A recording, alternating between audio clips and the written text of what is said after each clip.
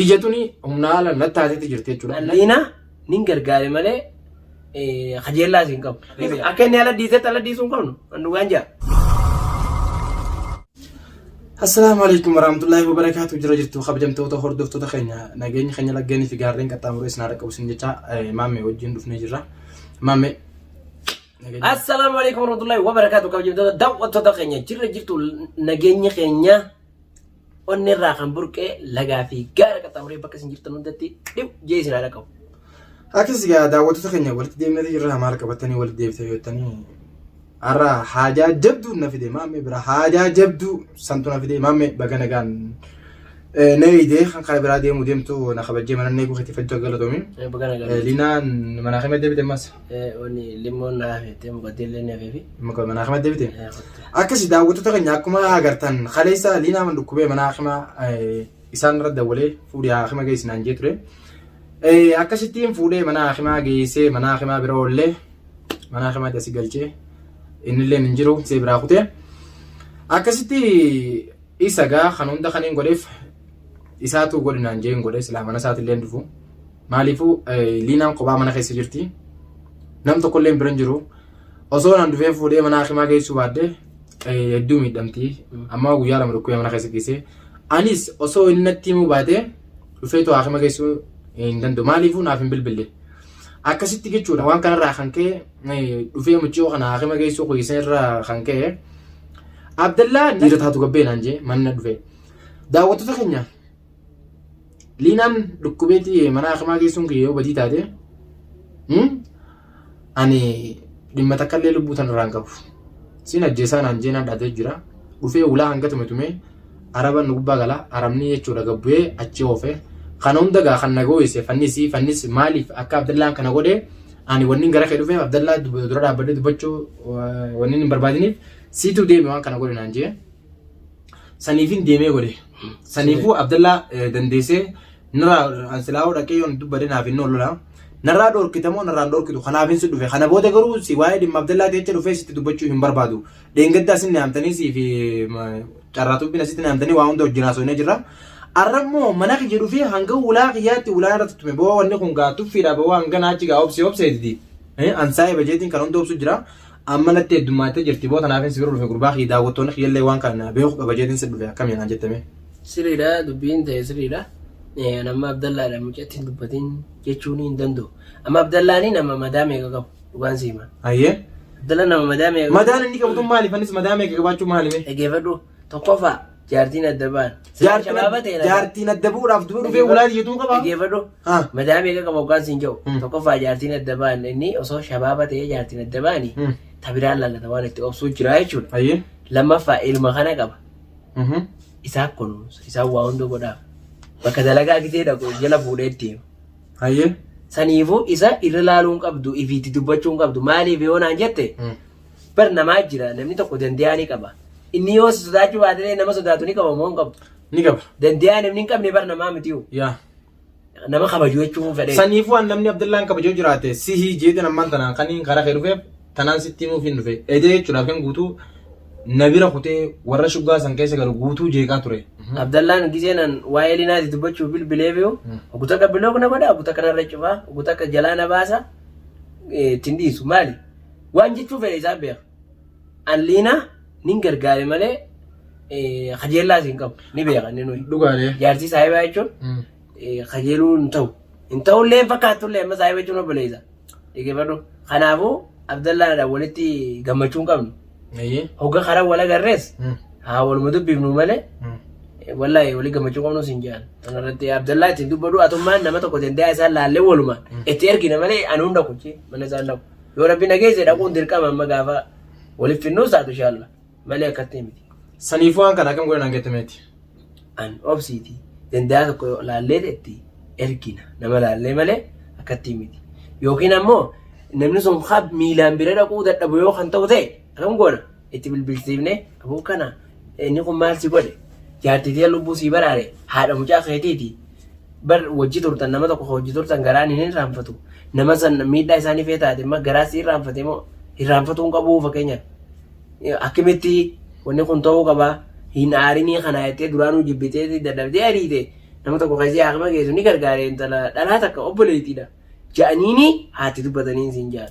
Ati maarraa dubbachuu dandeessu waan kana? Intaan tolaa lalaan dubbadhulleedha. Yoo feetan naa jechuun walirra laalattan. Amma na kiyya dhuftanii yoo loltan isiniin gaxariya.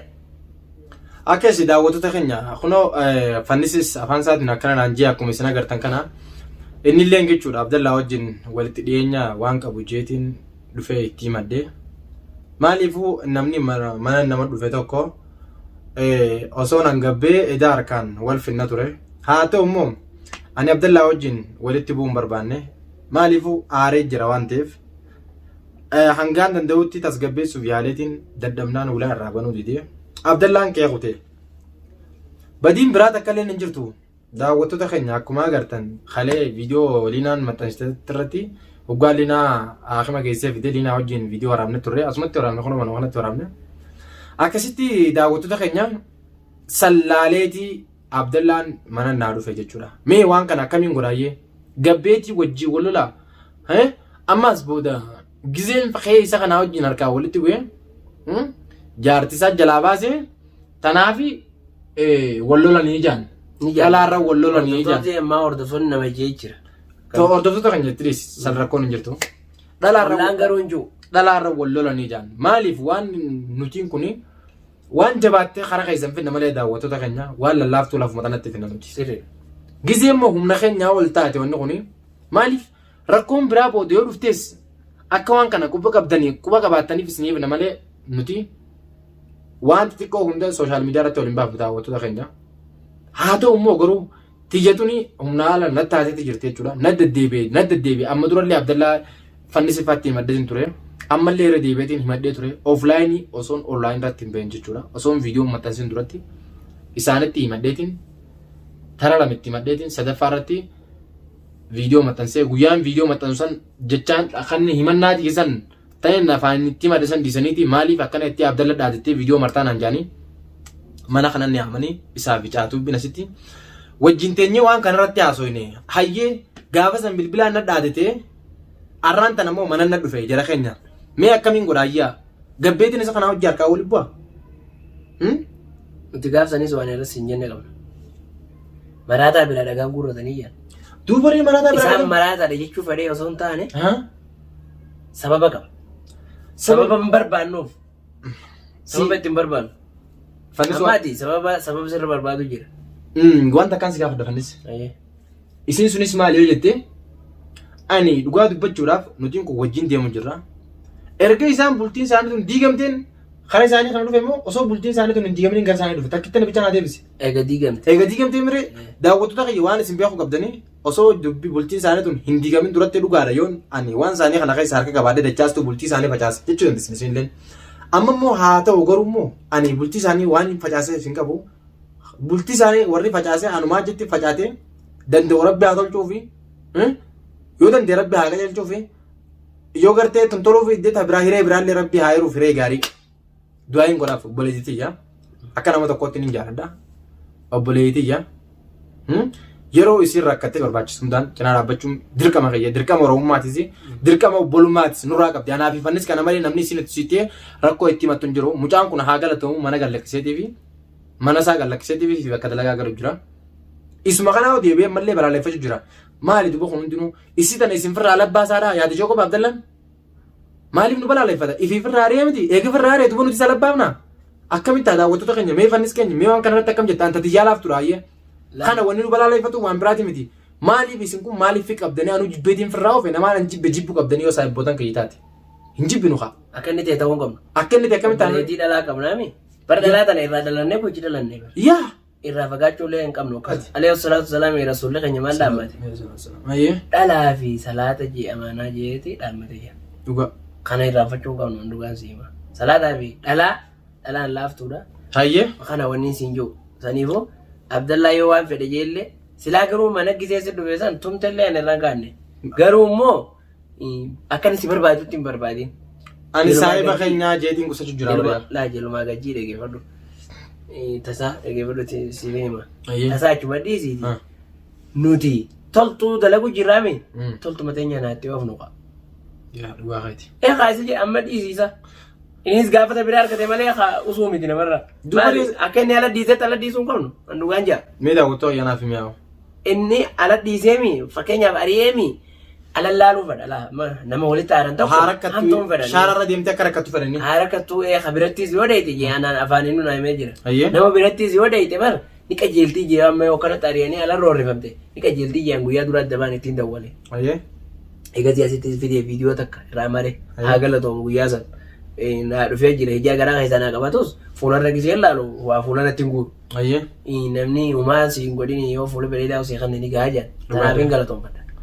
Sanii isa tasaa achuma dhiisila naasima. Saniifuu tumamullee aadiidha jechuudha.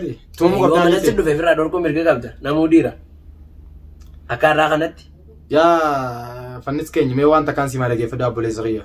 Ani hedduu takkaan isin kabajaa hedduu takkaan isin jaaladha. Maaliif yoo naan jettee Abdallaa wajjin harkaa walitti bu'uun fedhoon. Kanumaan jaartii isaas hin jalaan baasin. Kanumaan bultii isaanii kana hin diigin. Niin kabaja ammallee kanuma inni naarrabsu kana. Kanuma inni dhufee mana kiyya narratti mu kana. Niin kabaja. Kaleessa wajjin nyaachaa turre. Arrammoo akkamittiin gabbee isaa wajjin wallola. Inni yaa'ee barbaadullee guyyaa inni yaa'ee barbaadu kana. Yoon jalaa qabbanaa yoo ani haaran qabu inni haara qaba waan jaamuta kana dhagaamteetiin sababaa kayyattee jechuudha. Warra mana wajjin galullee shuggaa guutuu jeeqaa bulee jechuudha Abdallaan Edaa. Saniifiin yoo danda'ee dhiiroo fannis kanatti yoon dhaqee waan jaamuta kana dhagaamteetiin kara kee dhufe fannis kiyya. Egaa gaatis kana naa deebistee Abdallaan wanni ittiin na jiru daawwattoota keenya tana isinillee qubaa akka qabaatanii fedha. Laannoo boru rakkoon biraa yoo dhufte Abdallaan irraa gadi hin bu'u. Halkan namni dhufee halkan sa'a meeqatti ulaa namarratti tumu jechuun surroorroodha. Ani roorroo Abdallaan natti hin dhufe saniin mee afi obboleessa kiyyaa jee jalaa qaqqabadee kan ulaatii irratti jiru sababaa kiyya akka shuggaan guutuun jeeqamu jiru araba na gubbaa galuu irratti dawwalee maraataadhaa qotti ulaata nan duraan irraa of hin jenne. Maaliin jaarree? Yaa'ii kun dhufe yoon jee yaa'ii dhufe yoon jee qabaniiti halkaniiti qabaniidhan. Xiqqoo sammuun fayyaan qabdu deem jiinii gabbuu nurraa dubbadhu jiin jeetiin akkasitti kiyyaan gabbu'ee nurraa oofee deemasi jeenii. Saniifuu Abdallaan bifa kanaan na jira fannis keenyatti illee ragaa ta'e daawwattoota keenya isinillee waan kana quba qabaadhaadha. Obboleettiin teenya kabajamtuu fi jaalantantuun ammoo liinaan alhamdulillah ammaan tan xiqqoo yooyitee jirti. Arrallee liinaan lilmee dirachuu qotte malee silaa akka isin viidiyoo tana seentu fedheetiin ture. Haa ta'u immoo garuu eega isin lilmee dirachuu qotte maameen mana jira haa galatoomu. Liinaan na dura baate waan isarra dabarsanii akkasii daawwattoota keenya kabajamoo fi jaalatamu wantoota akkanaa tana keessa jirra yoo dandeenye jidduu fixuuf yaalla akkasii daawwattoota keenya hanga dandeenyutti walitti mokorree ammallee abdiin kutannoo hanga dandeenyutti waliin mokorreetu magaa jechuun yoo kana walitti walii galan taates walii galchinee yoo dadhabnees ammoo ofirraa itti dhiisan wanni goonu takka illee hin jirtu waan ta'eef akkasiin isin jaa daawwattoota keenya isinitti illee dheeressinee jira. Inshallah hanga viidiyoo biraa qabannee walitti deebinutti assalaamu alaikum warahmatullahi wabarakatuh.